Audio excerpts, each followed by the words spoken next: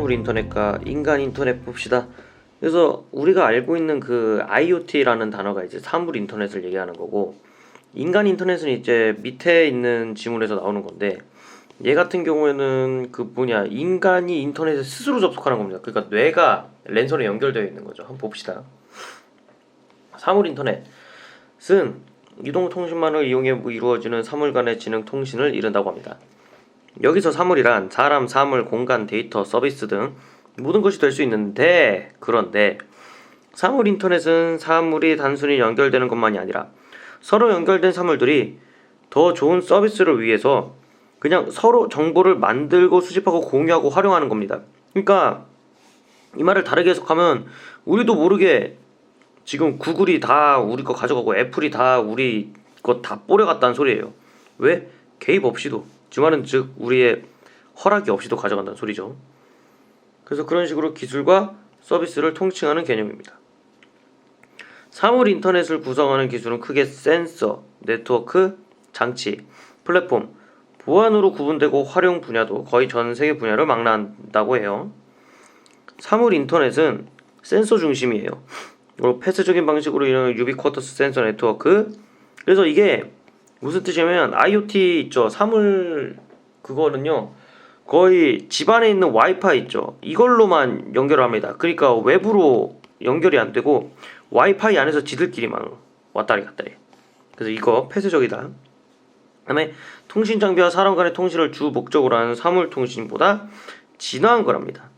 그래서 서로 다른 영역 사물 간의 협업으로 이루어지고 있다라고 합니다. 그래서 보시면 어디 갔어? 개방형으로 운영된다. 근데 이게 이제 폐쇄적인 방식이라 하더라도 결국에는 뭐야? 여기 접속해가지고 인터넷으로 외부로 가기도 하죠. 왜냐면 그쪽 서버에 우리 설정이 다 들어가 있어요. 그래서 개인이 여기 설정을 해놓으면은 그 설정 값이 그 기업 서버에도 설정 값이 남아. 그래서 우리가 핸드폰을 바꾸던가 뭘 바꿔도 항상 일로 그대로 들어오는 이유가 다 그 이유죠. 그래서 어쨌든 간에 이거보다 진화해서 개방이 운영된다고 합니다. 또한 사물 인터넷은 작동기를 원격으로 제어하는 기능을 포함까지 한대요. 그래서 어쨌든 간에 이거 1, 2, 3라고 했는데 이거 그냥 헷갈리겠다. 그죠? 1, 2, 3를 왜 썼냐면요, 이것보다 진화한 거거든요. 그러니까 요거랑 요거보다 진화한 형태라고요. 진화한 단계, 그 다음에 플러스 작동기. 인데 작동기를 원격으로 제어하는 기능을 포함. 그러니까 이제 집 밖에서 에어컨 틀고 집 밖에서 막 난로 켜고 할 수 있는 거야. 그 다음에 처리 기능이 보강된 지능형 마이크로 컴퓨팅 기기로 발전한 것이다. 지능형 마이크, 우리 막 말하면서 이제 얘기도 하고 시리도 있죠. 시리나 빅스비.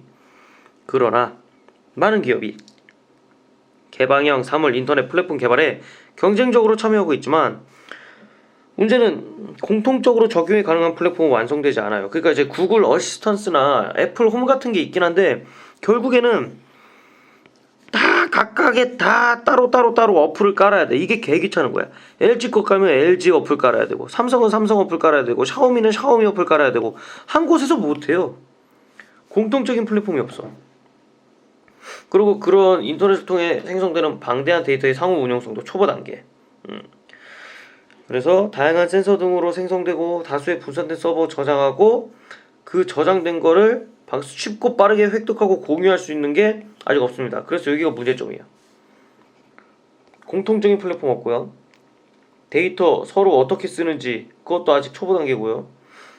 그럼 그렇게 많은 데이터들 저장된 거 왔다 갔다 어떻게 그렇게 서로 막 연동시킬 것이냐, 아직 그거는 모른다라는 소리죠. 아직 단점이 많아요.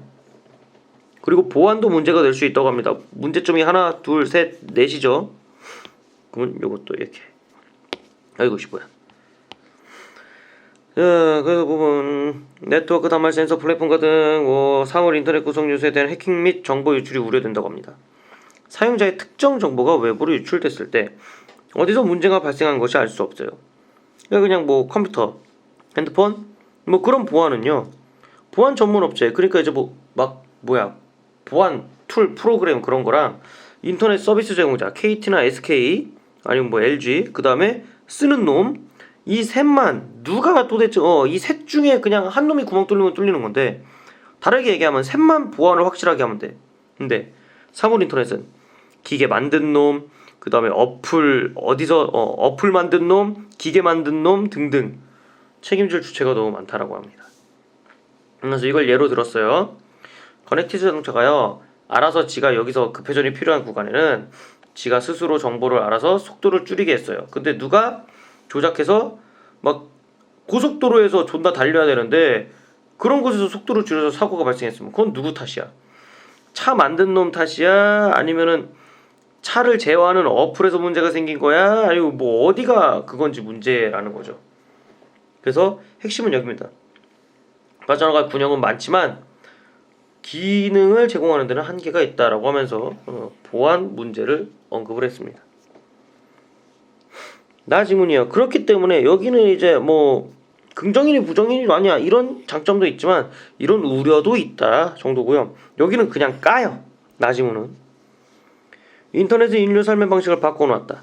지식의 형태, 지식의 습득 방식 바꾼 것뿐만 아니라 자동차, 시계, 안경 등의 사물들이 연결되는 사물 인터넷이 되어 이제 모든 것은 인터넷이라고 할 만큼 삶이 바뀌었다고 합니다. 근데 인터넷이 인간의 뇌와 연결되는 인간 인터넷, 그게 다 뭐냐면 그 뉴로미디어라고 퉁칩니다.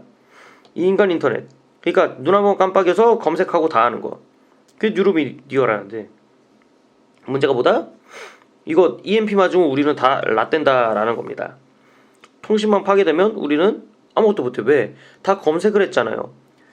핸드폰 번호 있죠. 핸드폰 번호 대표적인 게 이거야. 핸드폰 번호도 옛날에는요 진짜 막 10개 12개 외우고 다녔거든요. 아니면 뭐 단축번호 지정해놓던가. 요즘은 아니죠. 그러니까 핸드폰이라는 게 나오면서 사람들이 전화번호를 기억을 안 합니다. 이것도 어떻게 보면 기억력이 거시기 된 거죠. 이거를 얘기하는 겁니다. 능력을 상실한다고. 자동적으로 정보 얻는 데 능숙해지면 이런 걸 상실합니다. 다 이제 검색하고 의존하잖아요. 디지털 삶의 방식은 한편으로 우리의 지식 습득 능력을 확대하지만 사실은 더 복잡한 방식의 지식 습득 능력을 방해한다고 합니다. 인터넷을 통한 지식 습득은요 단지 정보의 유통일 뿐인데도 우리는 마치 지각작용 없이 의심 없이 그대로 믿어요. 비판적이게 해야 된다는 소리죠. 이것은 지 믿음에 책임을 지고 정보들이 서로 어떻게 관계 맺는지를 사유하고 창조적으로 파악하는 능력이 요구되는데 그거를 안 하네 라고 얘기를 하는 거야. 즉 지식의 양이 많아진다고 해서 반드시 똑똑해지는 것은 아니다 라고 얘기를 하는 겁니다. 양이 많으면 뭐합니까? 공부를 안 하는데. 니들이 문제를 더럽게 풀면 뭐합니까? 이해를 안 하는데. 이런 거야 맥락이. 또한 우리는 사물 인터넷을 통해 다른 사물들과 인지적으로 서로 연결되어 지식 생산 과정을 공유하고 있습니다. 왜? 이미 IoT로 인해서 내가 하는 거, 내가 얘기하는 거, 핸드폰이 다 습득하고 뭐 IPTV가 다 이제 얘는 이 시간대 뭘 보는구나 다 습득하잖아. 그래서 그런 걸 하고 있는데 지식은 네트워크 되었다고 얘기할 수 있고 이미 뉴로미디어 사용하게 된다면 더욱더 네트워크가 될 것이다. 즉 자신의 지식과 타인의 지식의 차이가 없어지고요 존나게 얽히게 설키게 된다라는 거죠. 수천 년 동안 인간이 쌓아온 지식의 형태, 지식의 습득 방식, 더 나아가 인간의 정체성까지 바꿔놓은 디지털 기술, 이러한 변화를 되돌릴 수 없으면 어찌 있을지 고민을 해야 돼요. 인터넷을 통해 습득한 지식 정보들의 관련성을 창조적으로 파악하고 사용하는 행위, 이게 내가 봤을 때는 글쓰니까 하고 싶은 것 같아요. 관련성을 창조적으로 파악하고 사유하는 행위를 길러야 된다라고 얘기를 하는 것 같습니다. 계속해서 이게 나오는 걸 보니까. 해서 얻어진 것이 아니기 때문에 이해가 된 게 아니다. 다만 이해를 위한 기초는 될 수 있어요. 그러니까 완벽한 이해는 아니고 그냥 이해를 하기 위해서 참고 정도만 된다라는 거지. 이해가 개인의 인지 통합 과정이라는 사실은 틀림이 없지만 인터넷으로 연결되어 네트워크가 된 지금 남들과 함께 이해에 이르는 방법을 찾아야 합니다. 만약 각 개인의 지식에 대한 믿음들 사이에 추론적 연결과 설명적, 이거 내가 봤을 때 막 추론적 연결, 설명적 연결 이런 막 어려운 단어 쓰는 거 보니까 글쓴이 쓰다가 이제 지친 거예요. 그냥 그냥 어떻게든 마무리 친 거야. 이거 높여줄 수 있다. 그런 의미에서 디지털 기술을 합리적 근거를 교환할 수 있는 플랫폼으로 활용해야 한다. 우리는 각자 생각을 서로 완성시켜 줄 것이며 이에 이르는 일을 남들과 함께 할 수 있을 것이다. 인간 인터넷에서 중요한 것은 우리고요. 우리는 더 인식 주체가 되어야 합니다. 왜? 이거 하는 거. 더욱더 이거를 우리가 스스로 해야 돼. 따라서 인터넷은 상대에게 이런 거 요구하고 정보 교환 공동 플랫폼이 되도록 새롭게 디자인되어야 하며 우리 또한 이해하는 존재가 되도록 노력해야 한다고 합니다. 그래서 이제 우리가 잡아먹히는 게 아니라 우리가 이것을 이용하자라는 소리입니다. 그렇기 때문에 그것을 기초로만 써야지 거기에 의존해서는 안 된다라는 소리죠.